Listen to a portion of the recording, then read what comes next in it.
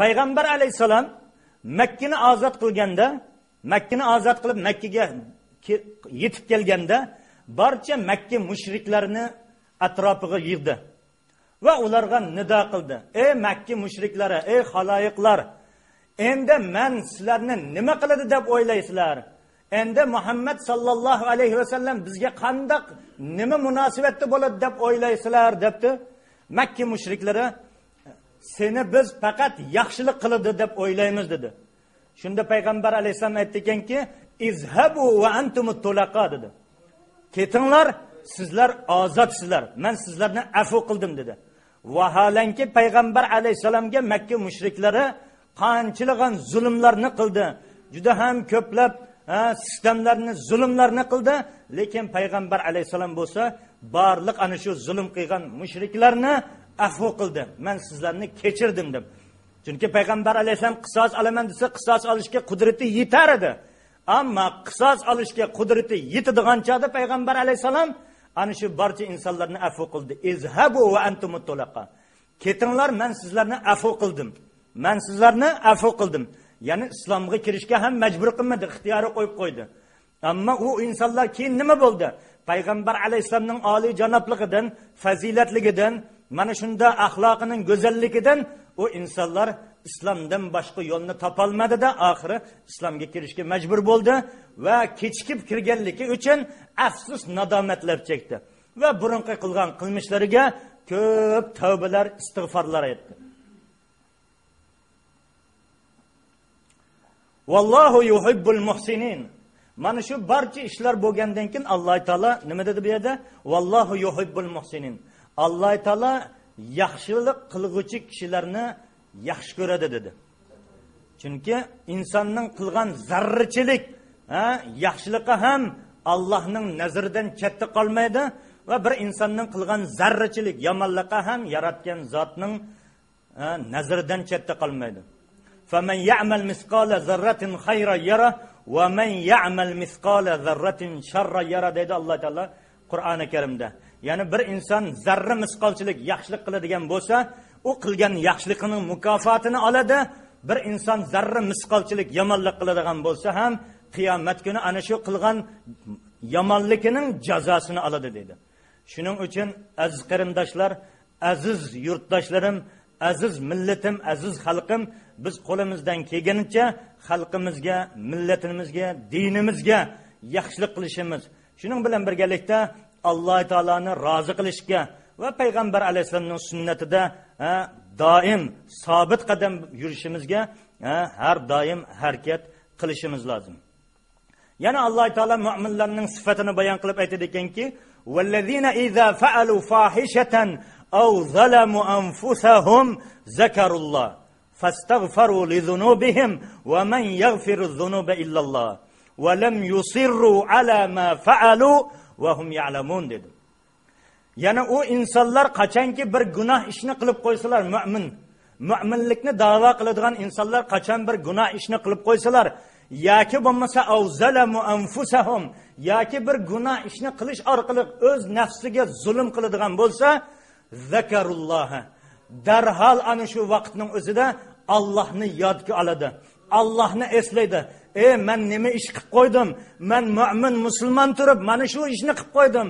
Ey Allohim, meni afv qilgin, meni kechirgin, meni jazolamagin, meni afv qilgin, gunohimni mag'firat qilgin, bu ishni qayta qilmasligimga menga hidoyat bergin deb Allohni darhol eslaydi. Fastaghfiru li zunubihim, ana shu qilib qo'ygan gunohlari uchun Allohdan istig'for so'raydi, kechiktirmaydi, darhol so'raydi. Va man yaghfiru zunuba illalloh. Allohdan boshqa gunohlarni mag'firat qiladigan, gunohlarni kechiradigan kim ham bor? Allohdan boshqa hech qanday bir zot yo'qdir. Shuning uchun mu'min musulmon banda bir gunoh ishni qilib qo'ysa, u Allohga iltijo qiladi, Allohga yuzlanadi, Allohdan mag'firat tilaydi, Allohdan hidoyat tilaydi va ana shu gunohni qilmaslikka qo'lining kuchining yetishicha jiddiy jihad qiladi.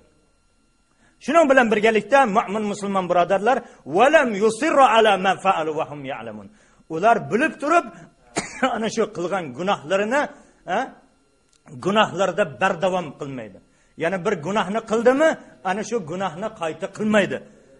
Chunki Allohning mag'firati keng. Bu gunohni qilsam, yana istig'for qilsam gunohimni afv qiladi. Yana gunoh qilaman, undan keyin istig'for qilsam, tavba etsam, yana gunohim afv qilinadi degan niyatda bo'lmasligi kerak. Bilib turib qilgan gunohga jazo olinadi. Bilmasdan qilgan gunoh bo'lsa, Alloh taolo uni mag'firat qiladi. Shuning uchun biz bu narsalar haqida nihoyatda ham ehtiyot bo'lishimiz, xalqimizning g'imi uchun, xalqimizning hidoyati uchun kecha-kunduz duoda bo'lishimiz va shuning bilan birgalikda xalqimizga qo'ldan kelgancha faqat o'z manfaatimiz uchun emas, boshqalarning manfaati uchun, xalqimizning, dinimizning, millatimizning manfaati uchun qayg'urishimiz va ularning tashvishi uchun bu dunyoda yashashimiz lozim. Ulaika jazaohum maghfiratun min robbihim va jannatun tajri min tahtiha al-anhar khalidina fiha va ni'ma ajrul amilin. Ana shundaq mu'min musulmonlarningki mukofoti nimadan iborat? Yana qaysi mu'min musulmonlar? Yana Allohga va uning rasuliga itoat qilgan, va Allohni rozilik qilish uchun kecha kunduzlab solih amallarni qilgan, boylik holatida ham, kambag'allik holatida ham to'xtamasdan qo'ldan kelishcha sadaqa ihsonlarni qilgan, ochchig'i kelganda ochchig'ini yutgan, insonlarni afv qilgan, insonlarga to'xtamasdan yaxshilik qilgan insonlar. Va bir gunoh ish qilganda darhol men gunoh qilib qo'ydim, menga bu loyiq emas edi, men bu gunohni qilishim kerak emas edi deb darhol Allohga istig'for qiladigan mana bu yuqorida sifatlangan insonlarning mukofoti nimadan iborat desak, u holda ularning mukofoti mag'firatun min robbihim. Alloh taolo tomonidan beriladigan mag'firatdan iborat. Ya'ni ana shundaq insonlarning gunohlarini Alloh taolo mag'firat qiladi. Chunki Allohdan qo'rqib darhol yaxshiliklarga yuzlandi u inson. Shuning bilan birgalikda u insonlarga jannatun tajri min tahtiyal anhar, ostidan o'stanlar eqib turadigan jannatlarni Alloh taolo mukofot qilib beradi. Ostidan o'stanlar, daryolar oqib turadigan jannatlarni ana shunday yuqoridagi sifatga ega bo'lgan mu'min musulmonlarga Alloh taolo mukofot qilib beradi. Xolidina fiha, u jannatda u insonlar abadiy yashaydi. Abadiy yashaydi. Chunki jannatda hech qanday tashvish, g'am, andisha, hech qanday bunaqa narsalar yo'q. Uni inson xohlagan narsasi, istagan narsasi u jannatda muhayyo qilingandir. Va ni'ma ajrul amilin dedi oyatning oxirisida Alloh taolo. Mana shunda yuqoridagi ishlarni qilgan mu'min musulmonlarningki mukofoti nima degan ham yaxshi dedi. Mana shu yuqoridagi ishlarni qilgan mu'min musulmonlarning mukofoti nima degan ham yaxshi. Ya'ni nima degan yaxshi mukofotlarni berdi. Ya'ni ularning gunohini afv qildi yaratgan zot. Shuning bilan birgalikda ostilaridan daryolar oqib turadigan jannatlarga kirgizdi va u jannatda o'limning nimaligini bilmaydi. Abadul abad yashaydi. Biz mu'min musulmonlarni da'vo qilar ekanmiz, albatta Allohning buyurgan ishlarini qilishimiz va Allohning qaytargan ishlardan qo'limizdan kelgancha saqlanmog'imiz lozim. Shuning bilan birgalikda butun dunyoga rahmatan lil alamin qilib yuborgan payg'ambarimiz Muhammad Mustafa sallallohu alayhi va sallamning buyruqlarini ham bajo keltirishimiz, qaytargan ishlardan ham qo'limizdan kelgancha o'zimizni tiyishimiz, saqlashimiz lozim.